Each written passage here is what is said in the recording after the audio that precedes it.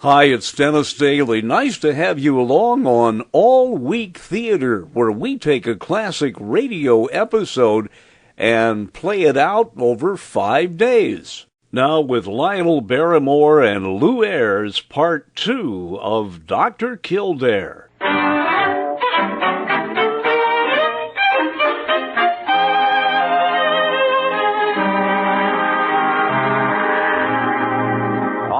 Now, Buffalo, all you have to do is just stand there behind the fluorescent screen and relax. Like this, huh? That's right. Now, we may have to try a barium milkshake later, but we'll have a look first without it. Are you ready, Dr. Gillespie? Anytime, Jimmy. Anytime. Parker, turn off that examination light. All right, Doctor.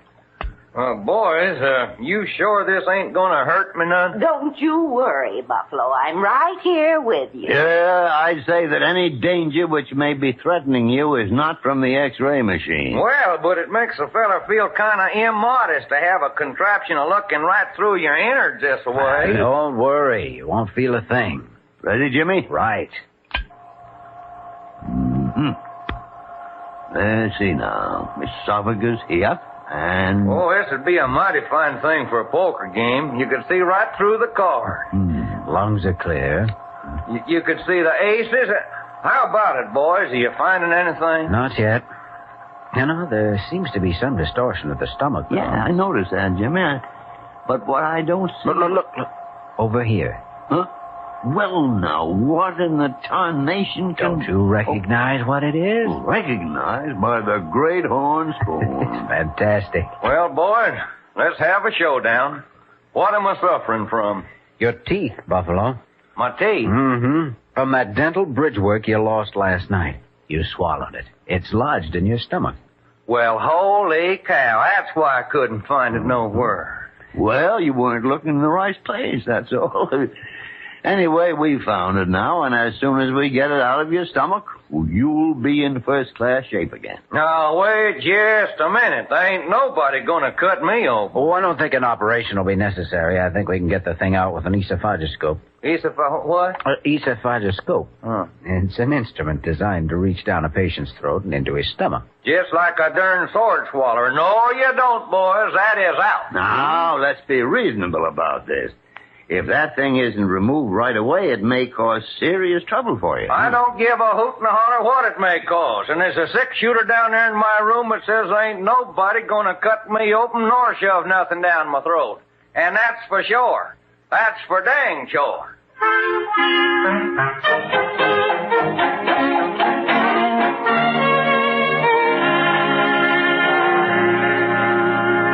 Well, I don't know what to do, Dr. Gillespie. If he won't give his permission, we can't force him to go through with it. Confound it, Jimmy. He's got to go through with it. He can't go walking around with his stomach full of teeth. Oh, I feel so sorry for poor Buffalo, and he's such a wonderful man, too. Cattle range in April, Parker is speaking. That's just his way of being gallant and charming. Why, you've got yourself thrown, hog-tied, and ready for branding before he's even swung his lariat. That's all right, Dr. Gillespie. You can tell by the way he talks. He knows a pretty girl when he sees one. No, come in, Dr. Carew. Gentlemen, I just saw your diagnosis in the Buffalo Barney case. Yes, another oddity for the hospital files. That man himself is an oddity, Dr. Kildare. Careful, Carew. You're speaking of the man Parker loves. Oh, Why, Miss Parker, I certainly hope you're not guilty of any irregularity. of course not. Dr. Gillespie, sometimes you make me so mad, An eccentric sort of woman.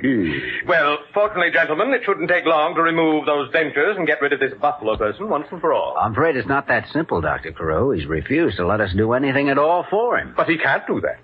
Why, he's already incensed the entire fourth floor by playing that guitar and singing at the top of his voice.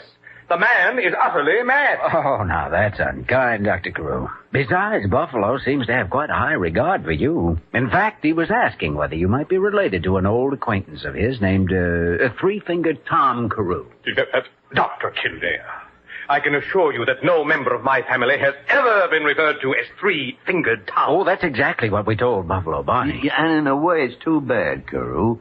You and our elderly cowboy patient might have become close friends. I can hardly imagine myself becoming close friends, as you call it. Yes, I know, Dr. Carew. However, we have an idea.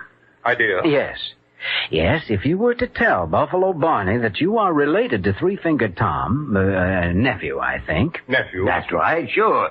He believes you to be a relative of a friend of his. Then he'll accept your advice and give his permission for immediate treatment, don't you see? Not too clearly. Carew, it'll solve the problem in nothing flat. You think so? Oh, yes, indeed I do. And now we'll excuse you so you can go up and tell him right this minute. Dr. Kildare, why are you pushing me? Well, we don't want to detain you, Dr. Carew. There's the door. Dear. Confound it, Jimmy. He'll bungle it just as sure as you're born. You had a premonition that something was going to happen. I don't know. Maybe we'd better follow him.